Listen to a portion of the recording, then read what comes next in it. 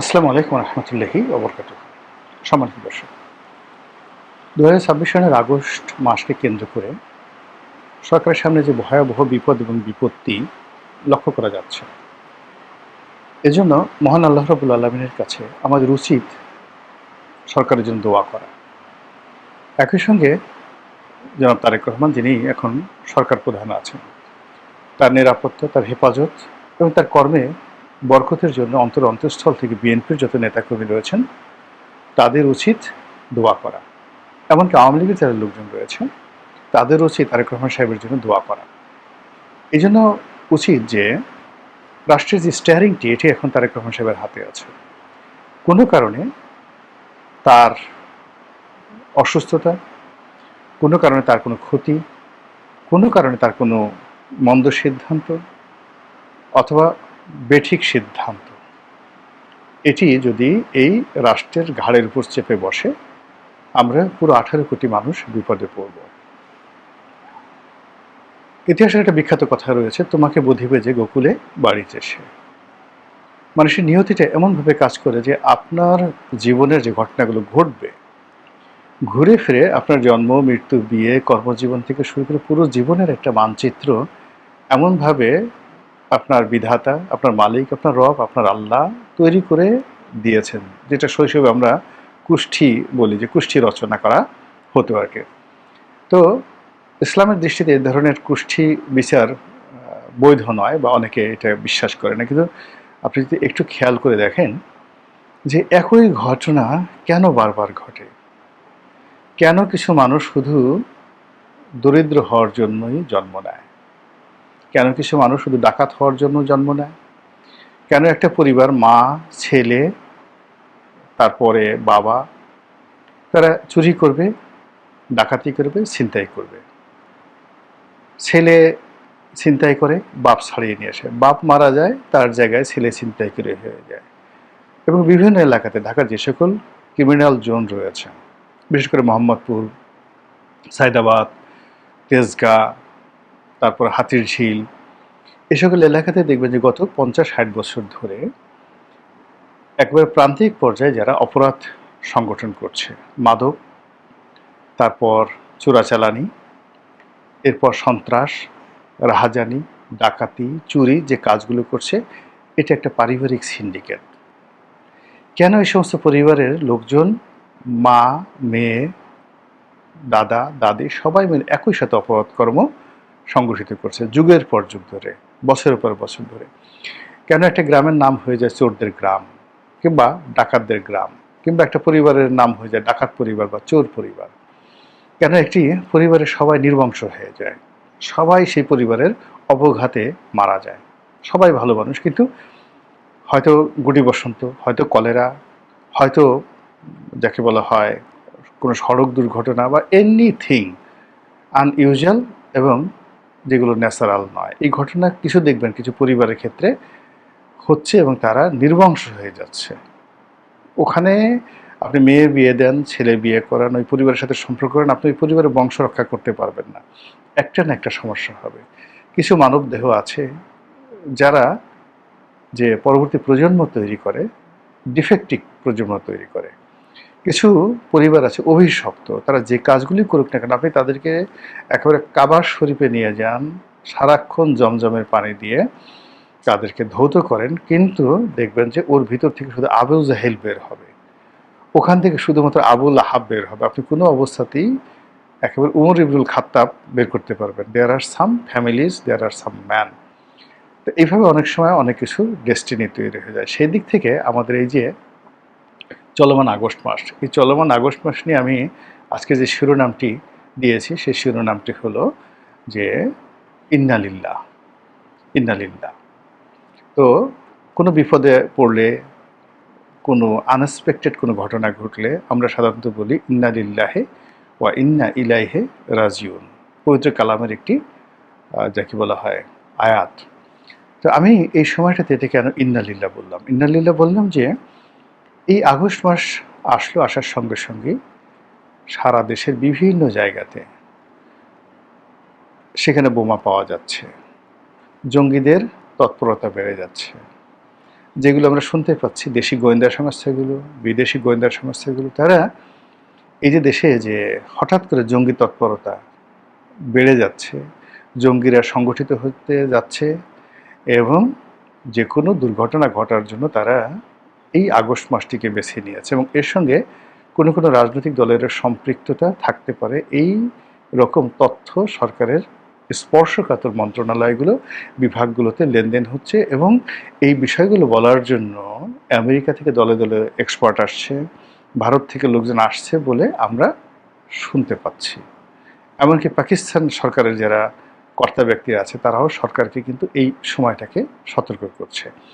এগুলো যখন লেনাদেনা হচ্ছে আগস্ট মাসের 1 তারিখ না, ঠিক জুন জুলাই থেকে এই ধরনের কথাবার্তা হচ্ছে, এই নতুন সরকারকে সবাই আসলে সহযোগিতা করতে চাচ্ছে। ঠিক সেই সময়টাতে বরিশাল জেলা জজ আদালতের বাইরে অজ্ঞাতনামা এক সন্ত্রাসী, সে একটি বোমা, ভয়ঙ্কর একটি বোমার বিস্ফোরণ ঘটিয়ে সেখান থেকে সে নিরাপদে পালিয়ে চলে গেল।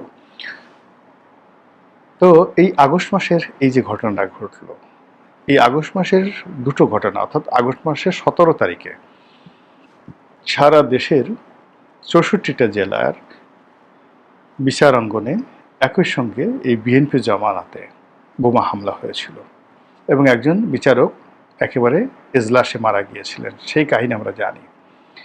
এখন বিএনপি জমানাতে কেন আবার সেই আগস্ট মাস, সেই বোমা হামলা, সেই বিচারাঙ্গনে একই ঘটনা কেন ঘটছে, কারা ঘটাচ্ছে? বিএনপি তো ওই সময়টা তো তদন্ত করেছে এবং ওই যে বিচারাঙ্গনে যে বোমা হামলা হয়েছে এটা তো আওয়ামী লীগ করেনি, এটা জাসদ করেনি, এমনকি সেটা জামাতে করেনি। তো যারা করেছিল সেটা তো বিএনপি আসলে নির্মূল করতে পারেনি, বরং সেটা আরও বেড়ে যাচ্ছে। এই গেল এক।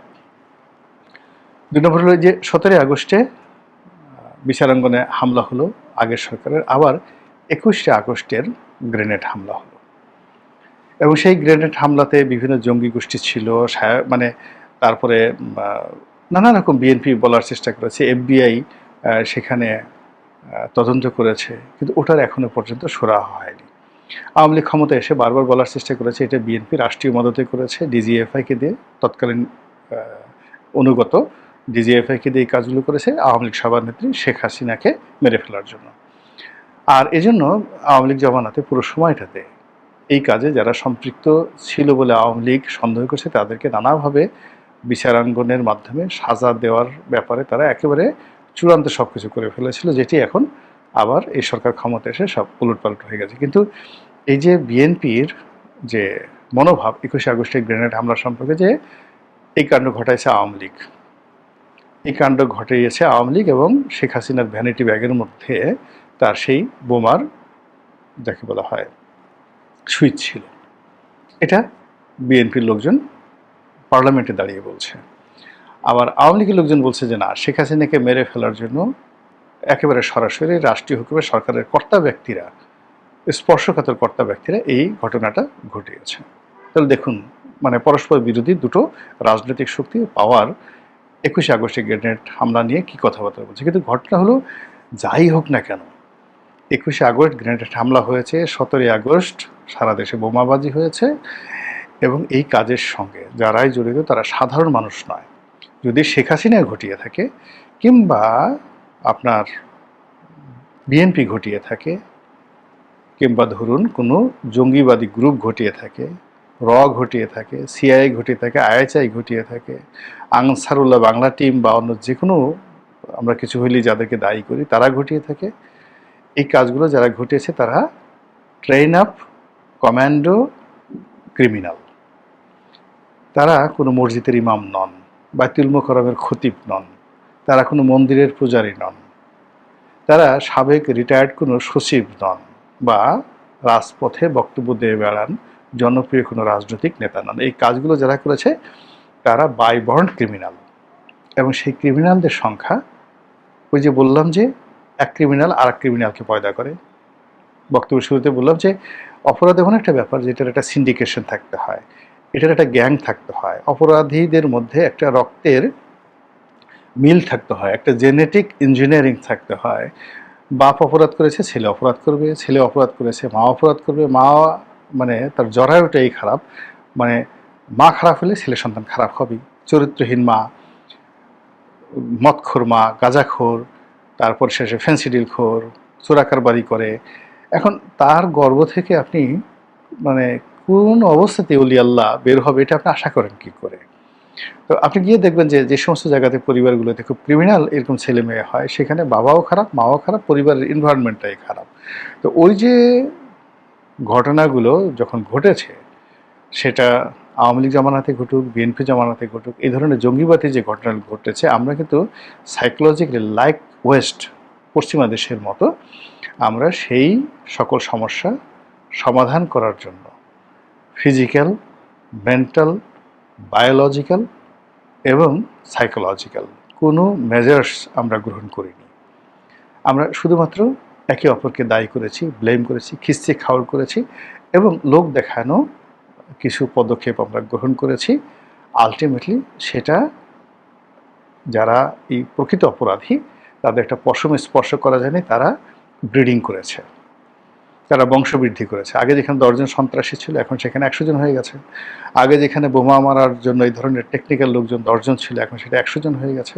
এবং সেই অবস্থাতে সরকার এই নাজুক অবস্থায় দেশের অর্থনীতি, রাজনীতি, কূটনীতি, আন্তর্জাতিকতা সব যখন খুব নাজুক অবস্থায়, তখন ওই যে জঙ্গিরা তারা আবার এই আগস্ট মাসে তাদের মরণ কান্না শুরু হয়েছে, মরণ কামড় শুরু হয়েছে।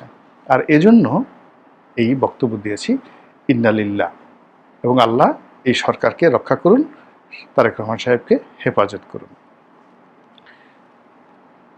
মানে ওই যে প্রথমে বললাম তোমারে বধিবে যে গোকুলে বাড়িছে, সে বিখ্যাত ঐতিহাসিক কাহিনী। অর্থাৎ যখন কৃষ্ণ জন্ম নেয়নি, কৃষ্ণর মামা ছিলেন কংস, রাজা কংস। তো এই যে আমরা কংস মামা বলি, সেই কংস মামা, তো কংস মামা সবসময় গ্রহ নক্ষত্র বিচার করে চলেন, ভবিষ্যৎ জানেন, এবং তার রাজ দরবার ভরা শুধু জ্যোতিষী। জ্যোতিষীদের জিজ্ঞাসা করলেন আমার মৃত্যু কিভাবে হবে? তো বলে তোমার বংশের মধ্যে একেবারে তোমার কাছাকাছি যারা লোকজন রয়েছে তারা তোমাকে মারবে। ভালো, এখন খুঁজে খুঁজে বলো যে কে আসলে মারবে। তো সাধারণত জ্যোতিষীরা এতটা পর্যায়ে যান না, কিন্তু প্রেশার ক্রিয়েট করা হলো। তখন জ্যোতিষীরা বলল যে তোমার যে বোন দেবকী আর তোমার যে ভগ্নিপতি বাসুদেব, তাদের ঘরে একটা সন্তান জন্ম নেবে এবং সেই সন্তান তোমাকে হত্যা করবে। রাজা সঙ্গে সঙ্গে এটা বিশ্বাস করলেন এবং তার বোনকে কারাগারে রাখলেন, ভগ্নিপতিকে কারাগারে রাখা হলো। কিন্তু এই যে দুজন দম্পতি, মানে দম্পতি যাদের ভিতর রাজ রক্ত রয়েছে, তো তাদের এই অসহায় করুণ অবস্থা দেখে কারারক্ষীরা একটা সময় বিগলিত হতো। তারা তো এত কিছু জানতো না। তারা দেখতো যে এই রাজকুমারী আর রাজকুমারীর স্বামী সেই কারাগারে বন্দি অবস্থায় আছে পাশাপাশি। একটা সময় তাদের মধ্যে মিলনের ব্যবস্থা করে দেয় কারারক্ষীরা এবং সে প্রেগন্যান্ট হয়ে যায়। এখন তো যিনি চিফ কারারক্ষী, আইজি প্রিজন, তিনি ভারী বিপদে পড়ে গেলেন। কোনো অবস্থায় এটা যদি বাদশা জানা যায় তার জীবন চলে যাবে। আর এটা যদি কারাগারের মধ্যে যদি এই বাচ্চা হয় তাহলে কি হবে? সে তখন করলো কি,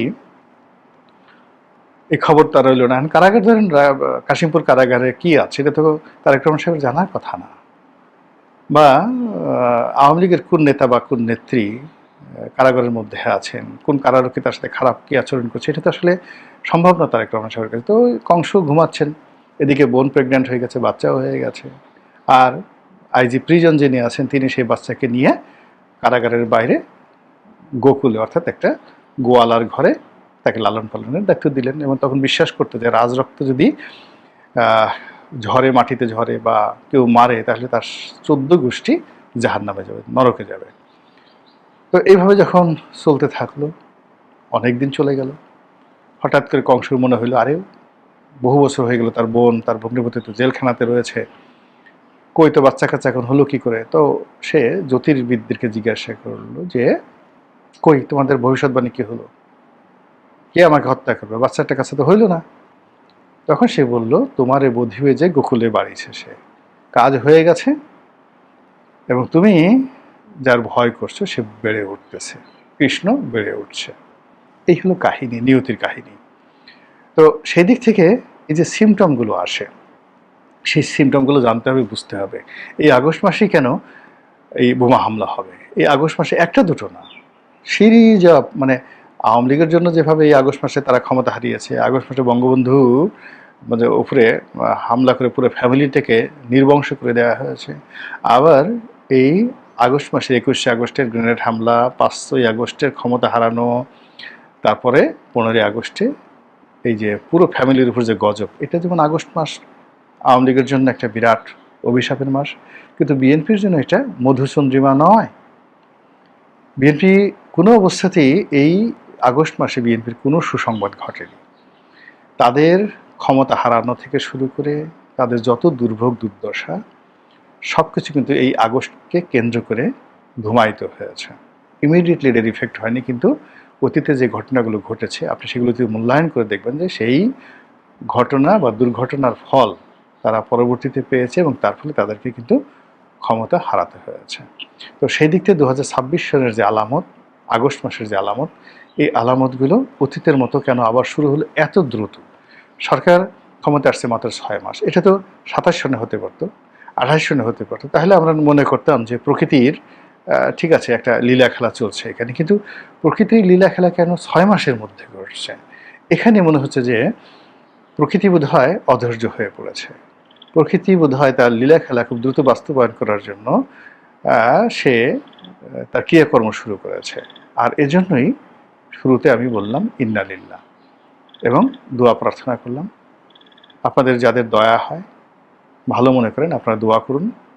দোয়া করা সবার জন্য কল্যাণকর। নেতিবাচক চিন্তা করা, কাউকে বদদোয়া দেওয়া, অভিশাপ দেওয়া, এটা আপনার নিজের মধ্যেই বিষ সৃষ্টি করবে এবং আলটিমেটলি যারা বদদোয়া দেয় বেশিরভাগ ক্ষেত্রে তারা নিজেরাই বিপদে পড়ে। কিন্তু আপনি যদি সুহাসিস করেন, মানুষের কল্যাণ কামনা করেন, আপনার শত্রু যে হোক তারও কল্যাণ কামনা করেন, একটা সময় আল্লাহর রহমত এবং বরকত আপনাকে আশ্রয় দেবে, ছায়া দেবে এবং আপনার পথে সব বাধা দূর করে দেবে। মহান আল্লাহ আমাদের সবাইকে হিদায়াত দান করুন এবং হেফাজত করুন। আসসালামু আলাইকুম ওয়া রাহমাতুল্লাহি ওয়া বারাকাতুহু।